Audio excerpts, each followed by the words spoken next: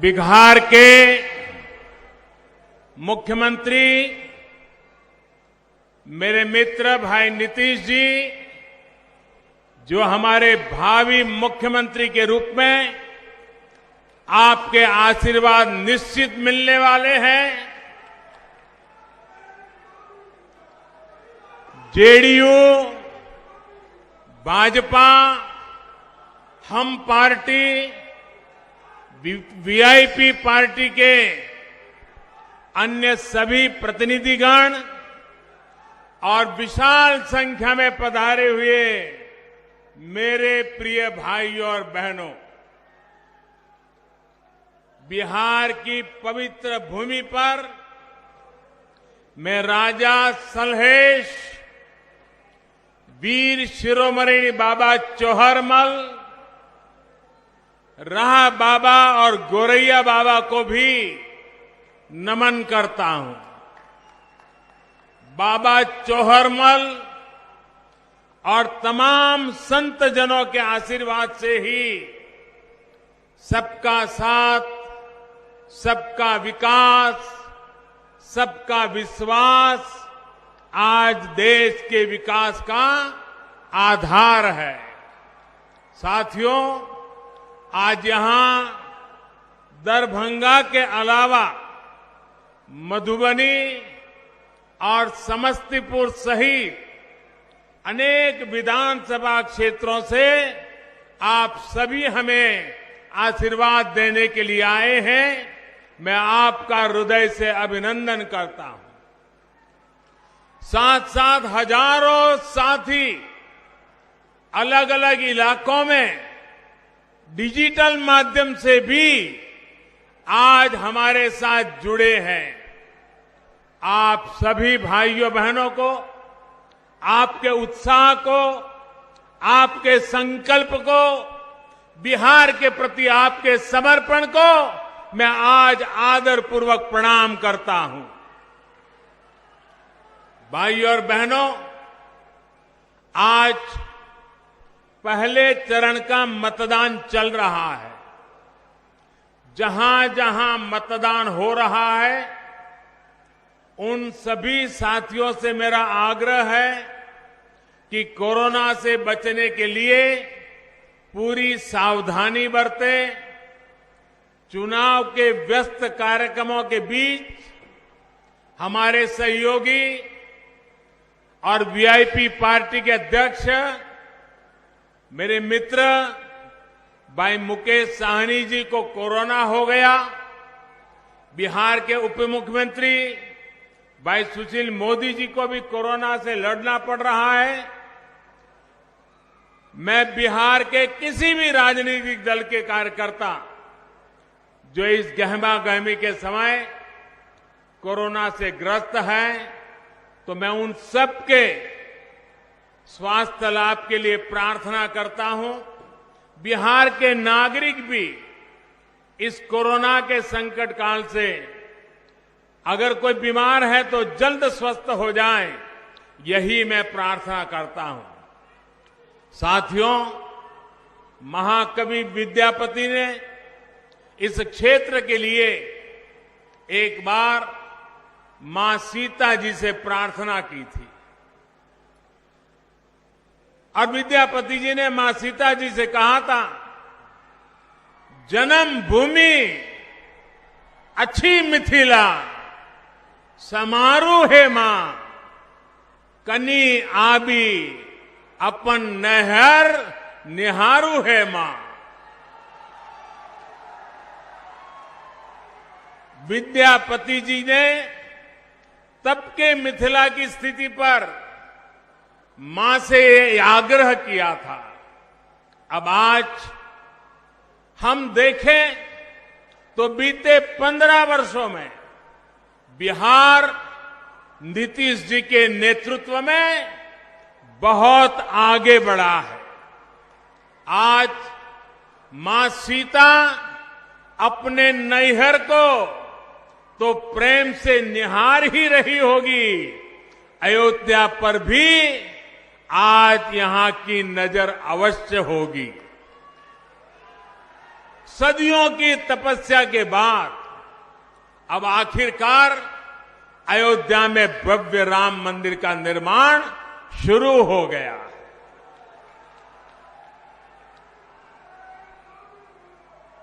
वो सियासी लोग जो बार बार हमें तारीख पूछा करते थे, बहुत मजबूरी में अब वो भी तालियां बजा रहे हैं।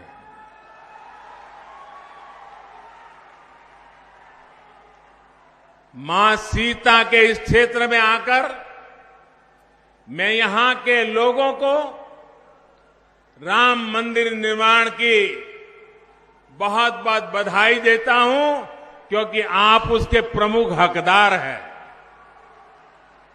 भाइयों और बहनों, भाजपा की पहचान है, एनडीए की पहचान है, जो कहते हैं वो करके दिखाते हैं। देश में पहली बार ये हुआ है जब मैनिफेस्टो को उठाकर ये आकलन लगाया जा रहा है कि अब आगे कौन सा कदम सरकार उठाने वाली है। हमने कहा था हर किसान के बैंक खाते में सीधी मदद भेजेंगे। आज करीब करीब 1 लाख करोड़ रुपए की सीधी मदद किसान के खाते में जमा कराई जा चुकी है। हमने कहा था हम गरीब का बैंक खाता खोलेंगे। आज 40 करोड़ से ज्यादा गरीबों का बैंक खाता खुल चुका है। हमने कहा था हर गरीब बहन बेटी की रसोई में मुफ्त गैस कनेक्शन पहुंचाएंगे। उज्ज्वला योजना ने बिहार की भी करीब 90 लाख महिलाओं को लकड़ी के धुएं से मुक्त किया है। हमने कहा था हर गरीब को 5 लाख रुपए तक के मुफ्त इलाज की सुविधा देंगे। आज बिहार के भी हर गरीब को ये सुविधा मिल रही है। और भाइयों और बहनों, कोरोना के इस संकट काल में हमने ये भी कहा था कि हर गरीब को मुफ्त में अनाज देंगे। 130 करोड़ का देश दुनिया को अचरज हो रहा है। 8 महीने तक इस देश का कोई व्यक्ति भूखा न सो जाए, इतनी बड़ी व्यवस्था कोरोना के संकट काल में भी हम कर पाए। आज बिहार के भी गरीबों के लिए दिवाली और छठ पूजा तक मुफ्त में राशन की व्यवस्था की गई है। बाढ़ के दिनों में सरकार की इन योजनाओं ने गरीबों की बहुत मदद की है। साथियों, इस क्षेत्र में पानी से होने वाली बीमारियों की दिक्कत हमेशा से ही रही है। इस दिक्कत का एक बड़ा इलाज है हर घर पीने का शुद्ध पानी पहुंचे। बीते समय में पूरी ताकत से बिहार में ये काम किया गया है। अगर मैं दरभंगा और मधुबनी की ही बात करूं तो इस क्षेत्र में 11 लाख से ज्यादा घरों को पाइप कनेक्शन से जोड़ा गया है। बहुत जल्द बिहार देश के उन राज्यों में होगा जहां पर घर में पीने का साफ पानी पाइप से ही पहुंचेगा। तब ये गंदे पानी से होने वाली बीमारी नहीं होंगी। किसी मां को अपना लाल, अपनी लाडली को खोना नहीं पड़ेगा।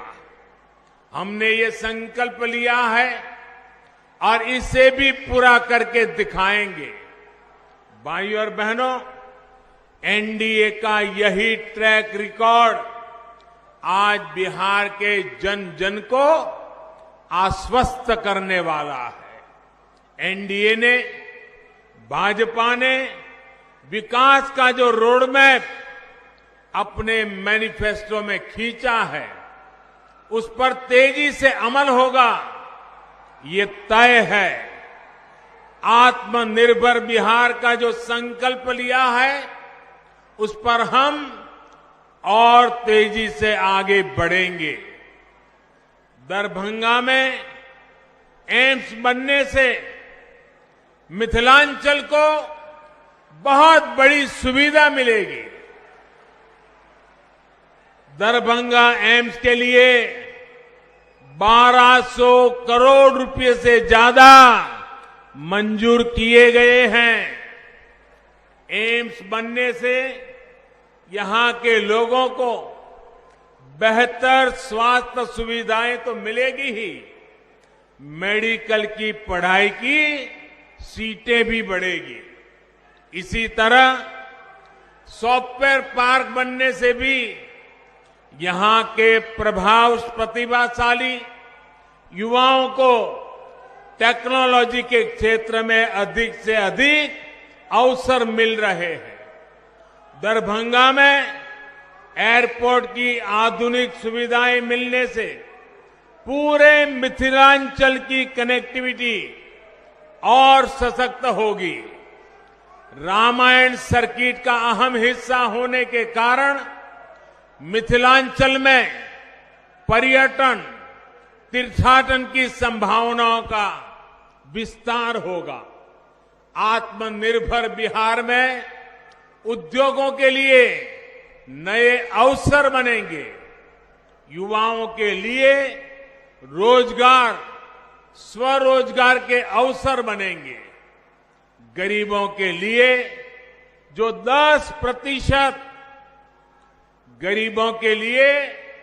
जो 10% आरक्षण की व्यवस्था की गई है, उसका लाभ भी इस क्षेत्र के युवाओं को मिल रहा है। इसके साथ ही सरकार ने हमारे दलित, पिछड़े, अति पिछड़े भाई बहनों के लिए आरक्षण को जो अगले 10 साल के लिए बढ़ा दिया है, वो भी यहां के नौजवानों के लिए लाभकारी है।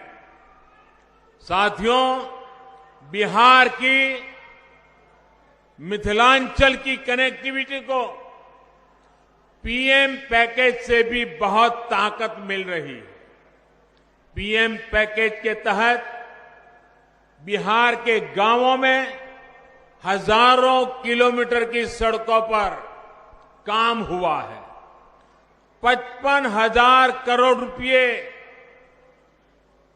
उससे भी अधिक बिहार के रोड नेटवर्क पर खर्च किए जा रहे हैं।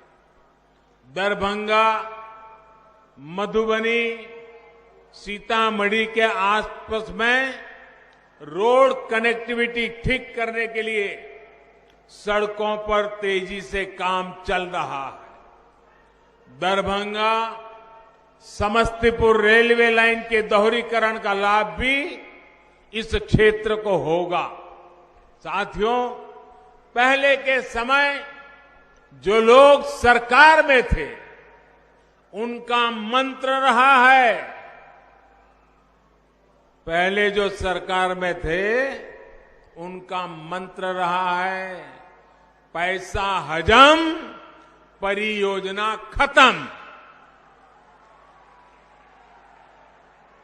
उन्हें कमीशन शब्द से इतना प्रेम था कि कनेक्टिविटी पर कभी ध्यान ही नहीं दिया। मिथिलांचल को जोड़ने वाले कोसी महासेतु के साथ क्या क्या हुआ, ये मेरे से ज्यादा आप सभी मेरे भाई बहन जानते हैं, भली भांति जानते हैं। 2003 में जब हमारे मित्र नीतीश जी अटल जी की सरकार में रेल मंत्री थे, अटल जी प्रधानमंत्री थे, तब इस क्षेत्र मांग को पूरा करते हुए अटल जी ने महासेतु का काम शुरू करवाया था। लेकिन उनके बाद जिस तरह इस पर काम हुआ, उससे लगता था कि मिथिलांचल की जनता का ये सपना सपना ही रह जाएगा। केंद्र में एनडीए की सरकार बनने के बाद और यहां नीतीश जी की ताकत मिलने के कारण कोसी महासेतु का काम कई गुना तेजी से आगे बढ़ा और कुछ दिन पहले ही मुझे कोसी महासेतु के लोकार्पण का सौभाग्य मिला। इससे 300 किलोमीटर की दूरी 20-22 किलोमीटर तक सिमट गई है। अब 8 घंटे की यात्रा सिर्फ आधे घंटे में ही पूरे होने लगी है। साथियों, ऐसी सुविधाएं किसान, व्यापारी, उद्योग जगत, विद्यार्थियों को, हर किसी को लाभ देती है और युवाओं के लिए रोजगार के साधन पैदा करती है। बिहार के लोगों को, मिथिलांचल के लोगों को विकास के ऐसे ही कामों की रफ्तार बढ़ाने के लिए मतदान करना है। साथियों, बिहार के विकास के व्यापक रोडमैप का अगला चरण है आत्मनिर्भर बिहार, आत्मनिर्भर मिथिलांचल। यहां मिथिला पेंटिंग, कृषि, डेयरी उद्योग, मछली के उत्पादन और कारोबार से जुड़ी अनेक संभावनाएं हैं। मिथिलांचल के लिए तो कहा ही जाता है कि पग पग पोखर माछ मखान, मधुर बोल मुस्की मुखपान, विद्या वैभव शांति प्रतीक, विद्या प्रतीक ई मिथिला थी। ऐसे में पान, माछ, मखाना, इन सब में आत्मनिर्भर भारत को ताकत देने की बहुत बड़ी संभावना इस क्षेत्र में है। समस्तीपुर तो एक प्रकार से देश में कृषि, पशुपालन और मत्स्य पालन से जुड़ी रिसर्च का हब बन चुका है। डॉक्टर राजेंद्र प्रसाद जी से लेकर जननायक कर्पूरी ठाकुर जी ने जो सपने देखे थे, वो अब पूरे होते दिख रहे हैं। डॉक्टर राजेंद्र प्रसाद विश्वविद्यालय को सेंट्रल यूनिवर्सिटी का दर्जा दिया गया है। मत्स्य संपदा योजना के तहत इस क्षेत्र के अनेक जिलों में मछली के उत्पादन से लेकर चारे तक के अनेक प्रोजेक्ट शुरू किए गए हैं। जब करोड़ों का निवेश यहां होगा, युवा उद्यमियों को आर्थिक मदद मिलेगी, तो बड़ी मात्रा में नए रोजगार तैयार होंगे। साथियों, फसल हो, दूध हो, सब्जी हो, मछली हो, कोशिश ये है कि बिहार के अलग अलग जिलों में जो बेहतरीन उत्पाद पीढ़ियों से उपजते हैं या तैयार होते हैं, उनसे जुड़े उद्योग लगाए जाएं। इसके लिए जरूरी सुविधाएं गांवों में तैयार की जा रही है। गांवों में भंडारण और कोल्ड स्टोरेज की सुविधा के लिए 1 लाख करोड़ रुपए का विशेष फंड बनाया गया है। गांव में इन सुविधाओं के लिए निवेश बढ़े, इसके लिए जरूरी कानूनी सुधार किए गए हैं। छोटे किसानों को बिचौलियों से, उनकी चंगुल से बाहर निकालकर कृषि उत्पादक संघों एफपीओ से संगठित किया जा रहा है। ऐसे ही एफपीओ और दीदियों के समूह भंडारण की सुविधाओं से लेकर कृषि उद्योगों तक को चलाने वाले हैं। बिहार के युवा उद्यमियों, स्टार्टअप्स के लिए भी अनेक अवसर नए कृषि सुधारों से बनाए जा रहे हैं। साथियों, दरभंगा सहित मिथिलांचल के एक बड़े हिस्से में आप अगले चरण में मतदान करेंगे। राज्य के अन्य क्षेत्र के लोगों ने जो प्रण किया है, उसी प्रण का आपको भी ध्यान रखना है। ये प्रण बिहार के भविष्य के लिए, आत्मनिर्भर बिहार के निर्माण के लिए बहुत ही जरूरी है। बिहार के लोग ये ठान चुके हैं, बिहार में जंगल राज लाने वाली ताकतों को फिर परास्त करेंगे। बिहार के लोग ये ठान चुके हैं, बिहार को लूटने वालों को फिर हराएंगे। बिहार के लोग ये ठान चुके हैं, इस प्रतिभाशाली धरती के नौजवानों को धोखा देने वालों को फिर हराएंगे। बिहार के लोग ये ठान चुके हैं, बिहार की महिलाओं का जीना दूभर कर देने वालों को फिर हराएंगे। साथियों, जिन लोगों की ट्रेनिंग समाज को बांटकर राज करने की हो, जिन लोगों की ट्रेनिंग कमीशन खोरी की हो, वो बिहार के हित में कभी सोच नहीं सकते। बिहार के मेरे भाइयों और बहनों, इनके ट्रैक रिकॉर्ड को याद रखिएगा। ये वो लोग हैं जिनके राज में बिहार में अपराध इतना फला फूला कि लोगों का जीना मुश्किल हो गया था। ये वो लोग हैं जो किसान कर्ज माफी बात करके कर्ज माफी के पैसे में भी घोटाला कर जाते हैं। ये वो लोग हैं जो नौकरी देने के काम को करोड़ों रुपए कमाने का जरिया मानते हैं। इसलिए इनसे सावधान रहिए, इनसे सतर्क रहिए। भाइयों और बहनों, एक तरफ एनडीए है, आत्मनिर्भर बिहार बनाने का संकल्प लेकर खड़ा है। दूसरी तरफ ये लोग हैं जो बिहार की विकास की परियोजना के पैसों पर नजरें गड़ाए हुए हैं। याद रखिए, एनडीए यानी भाजपा, जेडीयू, हम पार्टी और वीआईपी, इनके सभी प्रत्याशियों को आपका एक एक वोट जो मिलने वाला है, वो बिहार को तेज गति देगा, बिहार को नई ताकत देगा, बिहार के उज्जवल भविष्य में आगे बढ़ेगा, बिहार आत्मनिर्भर बनाएगा। एनडीए को पड़ा आपका हर एक वोट बिहार को फिर से बीमार होने से बचाएगा।